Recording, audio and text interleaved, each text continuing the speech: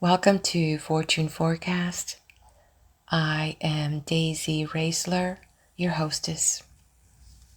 You're joining me as we read through William Walker Atkinson's Thought Vibration, or the Law of Attraction in the Thought World.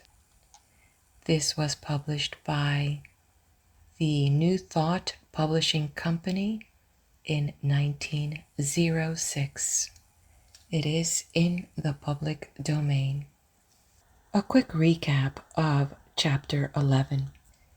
My takeaway from Chapter 11 was the idea that even emotions depend on our habit. So I suppose it's like eating something good. We want to spend time with certain emotions, whether it's feeling happy or relaxed or exhilarated.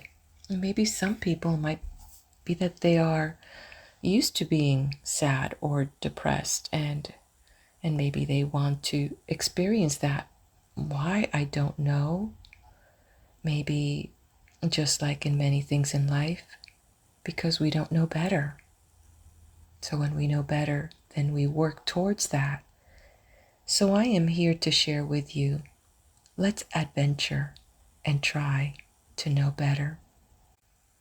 In the chapter, he also mentioned how the habits that we create that connect with these emotions, it begins to manifest into action, whether it's the fault finding or being mean.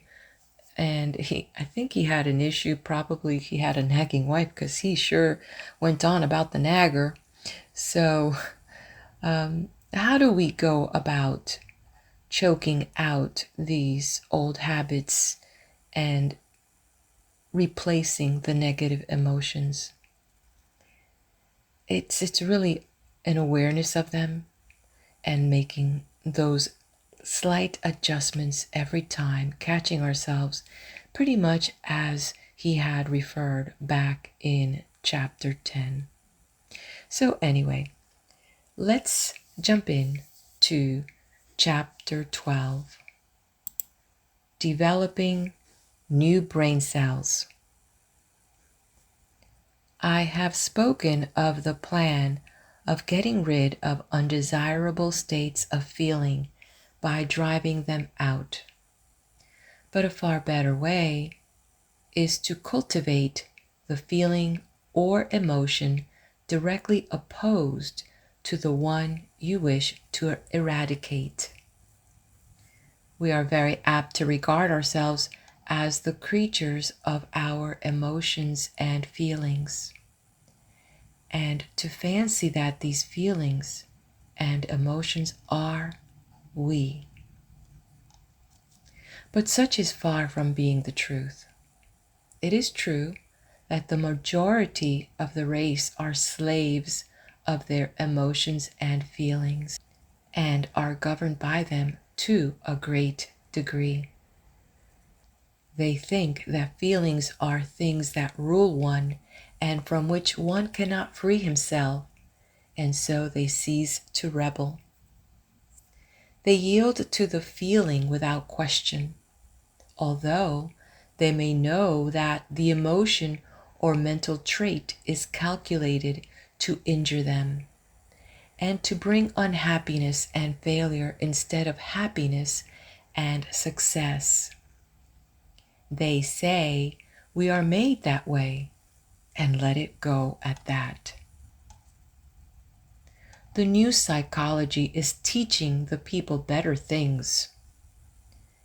It tells them that they are masters of their emotions and feelings instead of being their slaves. It tells them that brain cells may be developed that will manifest along desirable lines, and that old brain cells that have been manifesting so unpleasantly may be placed on the retired list and allowed to atrophy from want of use. People may make themselves over and change their entire natures. This is not mere idle theory, but is a working fact which has been demonstrated by thousands of people, and which is coming more and more before the attention of the race.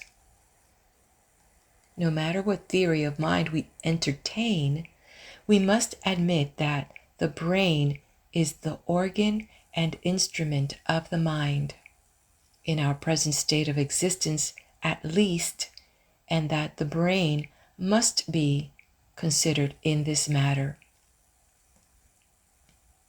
The brain is like a wonderful musical instrument, having millions of keys upon which we may play innumerable combinations of sounds.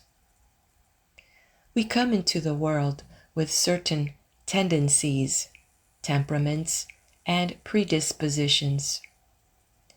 We may account for these tendencies by heredity, or we may account for them upon theories of pre-existence, but the facts remain the same. Certain keys seem to respond to our touch more easily than others. Certain notes seem to sound forth as the current of circumstances sweeps over the strings, and certain other notes are less easily vibrated. But we find that if we but make an effort of the will to restrain the utterance of some of these easily sounded strings, they will grow more difficult to sound and less liable to be stirred by the passing breeze.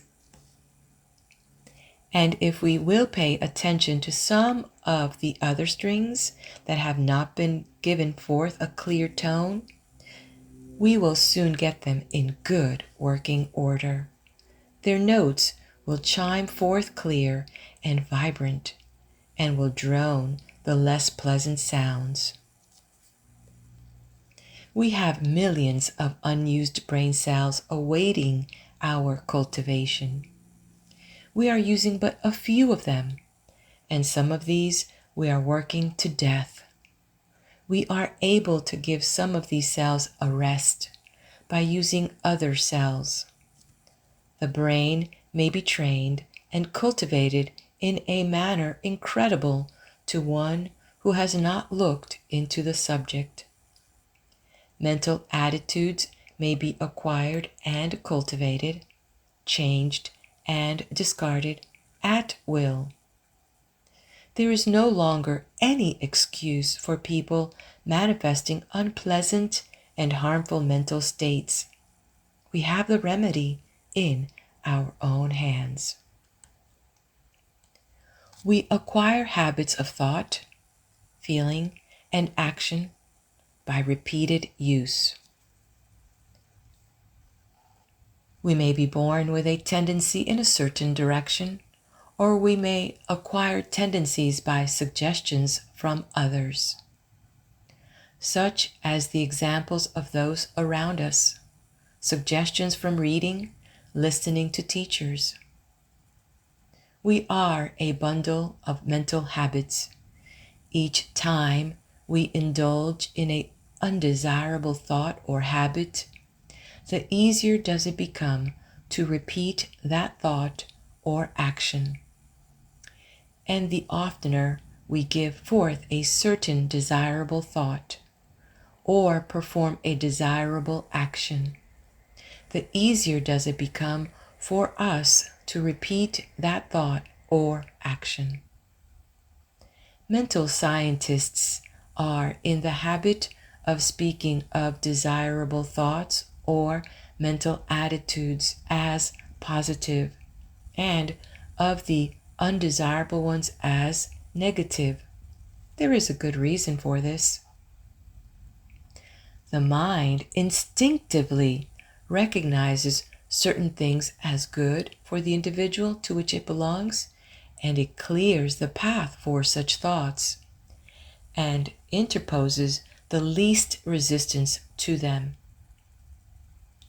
They have a much greater effect than an undesirable thought possesses, and one positive thought will counteract a number of negative thoughts. The best way to overcome undesirable or negative thoughts and feelings is to cultivate the positive ones. The positive thought is the strongest plant and will, in time, starve out the negative one by withdrawing from it the nourishment necessary for its existence. Of course, the negative thought will set up a vigorous resistance at first, for it is a fight for life with it. In the slang words of the time, it sees its finish if the positive thought is allowed to grow and develop, and consequently it makes things unpleasant for the individual until he has started well into the work of starving it out. Brain cells do not like to be laid on the shelf any more than does any other form of living energy, and they rebel and struggle until they become too weak to do so. The best way is to pay as little attention as possible to these weeds of the mind, but put in as much time as possible watering, caring for and attending to the new and beautiful plants in the garden of the mind. For instance, if you are apt to hate people, you can best overcome the negative thought by cultivating love in its place. Think love and act it out as often as possible. Cultivate thoughts of kindness and act as kindly as you can to everyone with whom you come in contact. You will have trouble at the start, but gradually love will master hate, and the latter will begin to droop and wither. If you have a tendency toward the blues, cultivate a smile and a cheerful view of things. Insist upon your mouth wearing upturned corners, and make an effort of the will to look upon the bright side of things. The blue devils will set up a fight, of course, but pay no attention to them. Just go on cultivating optimism and cheerfulness. Let bright, cheerful, and happy be your watchword, and try to live it out. These recipes may seem very old and time-worn, but they are psychological truths and may be useful by you to advantage. If you once comprehend the nature of the thing, the affirmations and auto-suggestions of the several schools may be understood and taken advantage of. You may make yourself energetic instead of slothful, active instead of lazy. By this method, it is all a matter of practice and steady work. New thought people often have much to say about holding the thought. And indeed, it is necessary to hold the thought in order to accomplish results. But something more is needed. You must act out the thought until it becomes a fixed habit with you. Thoughts take form in action. and in turn, actions influence thought. So, by acting out certain lines of thought, the actions react upon the mind and increase the development of the part of the mind having close relation to the act. Each time the mind entertains a thought, the easier becomes the resulting action. And each time an action is performed, the easier becomes the corresponding thought. So you see, the thing works both ways. Action and reaction. If you feel cheerful and happy, it is very natural for you to laugh. And if you will laugh a little, you will begin to feel bright and cheerful. Do you see what I'm trying to get at? Here it is in a nutshell. If you wish to cultivate a certain habit of action, begin by cultivating the mental attitude corresponding to it. And as a means of cultivating that mental attitude, start in to act out or go through the motions of the act corresponding to the thought. Now, see if you cannot apply this rule. Take up something that you really feel should be done, but which you do not feel like doing. Cultivate the thought leading up to it. Say to yourself, I like to do so, and then go through the motions, cheerfully remember, and act out the thought that you like to do the thing. Take an interest in the doing. Study out the best way to do it. Put brains into it. Take a pride in it, and you will find yourself doing the thing with a considerable amount of pleasure and interest. You will have cultivated a new habit. If you prefer trying it on some mental trait of which you wish to be rid, it will work the same way. Start in to cultivate the opposite trait and think it out and act it out for all you are worth. Then watch the change that will come over you. Don't be discouraged at the resistance you will encounter at first, but sing gaily, I can and I will, and get to work in earnest.